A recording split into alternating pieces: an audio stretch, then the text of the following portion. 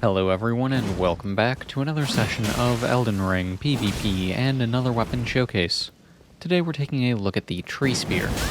This is a weapon that is found on a carriage southeast of the Liurnia Highway South side of Grace.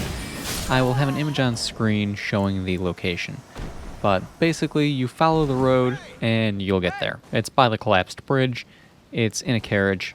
You'll be having a relatively easy time finding this one. This weapon is one that I find to be very disappointing, to be perfectly honest. It is a pretty powerful weapon, and also it doesn't make much sense. So getting started with the basics. This weapon requires 15 strength, 22 dexterity, and 18 faith to wield, and it weighs 9.5 units. It has Sacred Order for your skill, and you are stuck with it because it is a somber weapon. At plus 10, you have a physical base damage of 298, a holy base damage of 193, a D-scaling in strength, C in dexterity, and D in faith. So even though this weapon presents itself as a faith-based weapon, given the split holy damage and the high faith requirement, it's primarily a dexterity weapon, which is odd. And then given the fact that you have the skill being Sacred Order, and yet it is still a primarily dexterity weapon, it makes it quite odd. And then throw on top of it the fact that the skill of the weapon is just a buff for the weapon, and for any other weapon you're wielding, that's all well and good, but it also means that given the fact this weapon can be buffed by anything, including grease, the skill for this weapon is actually one of your worst options for how to buff the weapon. So I feel conflicted about this weapon, to be perfectly honest.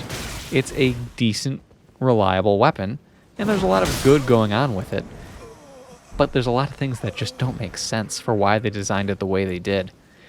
As far as the pros are concerned, the damage is good. It's really good. You have high base damage, and you can buff this thing. What's not to love?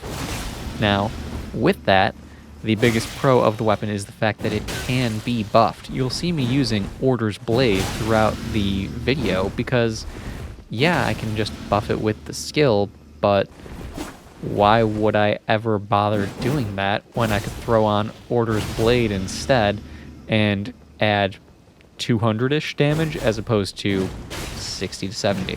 Why? You know? Just why?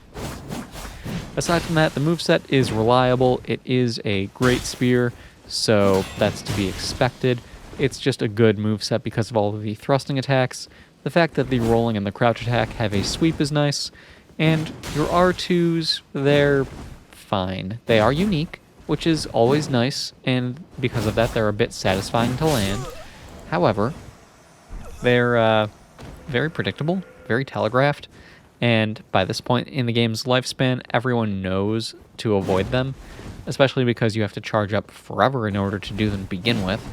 And then, on top of that, if you do manage to actually do your attack and connect with the first, you're actually not guaranteed to get a combo with the second of the attacks.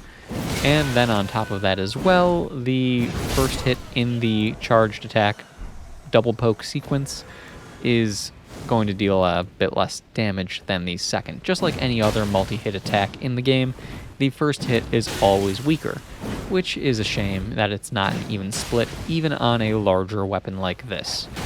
So, overall, even with the pros of the weapon, I still feel quite conflicted about it. And as far as the skill is concerned, it does give you a 10% damage buff for 30 seconds. And again, that's all well and good. But if you compare it to Order's Blade, which lasts 90 seconds, and scales off of faith, and provides pure holy damage instead of a 10% buff to the weapon as a whole, it's just kind of worse. So I would consider the skill, honestly, to be the biggest con of the weapon. It's just bad, to the point where you really should never use it, which is sad, honestly. It really is. Like, there are boring skills, and the Golden Halberd is a prime example of that. but at least it's not a useless skill.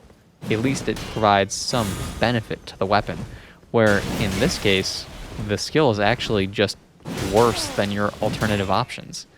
It's only good if you have spec'd your build in a way where you don't have another option, which is unfortunate and somewhat silly because a better option being Order's Blade only requires an investment of a few stats to get 13 intelligence in order to actually cast it, and aside from that, you already have the base stats to cast it on the Faith side of things because you have the stats to use the weapon, so it is what it is.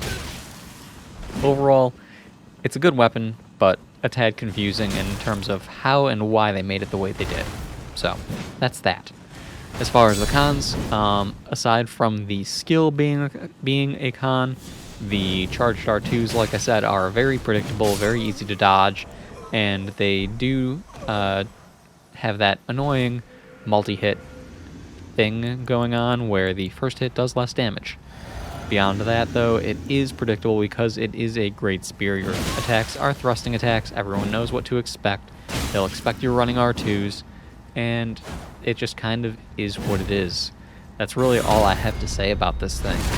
It is a somewhat predictable, somewhat boring weapon to use.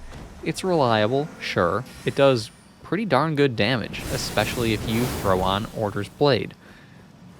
But at the end of the day, it's nothing terribly unique, it's nothing terribly special, which is a shame because there are so many other options in this game that they could have gone with for its skill, and they just chose not to. So, that's all I've got. There's one fight left after this one. I hope you guys have enjoyed this video in spite of my negative critique of the weapon, but let me know what you all think about this thing. Do you think I was a little bit harsh on it, or do you agree with me that this weapon could have been so much more? Either way, thank you all for stopping by. I hope you've enjoyed. Stick around for the last fight, help me out with that engagement and all that YouTube stuff. Leave a like, comment, subscribe, do all of the things because I appreciate them, and I appreciate you for doing them. But anyway, thank you all again for stopping by. I'll see you guys next time.